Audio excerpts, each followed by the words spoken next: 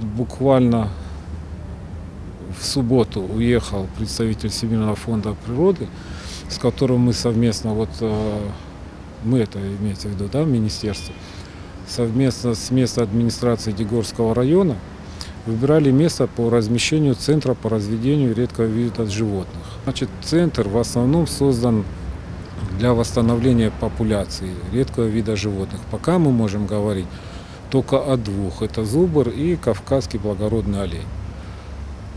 Источники, откуда брать особи, уже определены.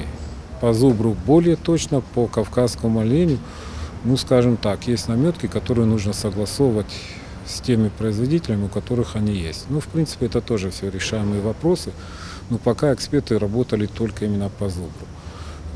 Исходя из таких предварительных переговоров, оленя тоже постараемся восстановить, чтобы в наших лесах было то животное, на которое люди могут смотреть, наблюдать. Строительство этого центра планируется на следующий год. В случае, если слушания пройдут нормально, народ эту идею поддержит, скажет: да, в республике необходимы звери, которые останутся нашим поколением. Но я думаю, здесь спорить не о чем, должны поддержать.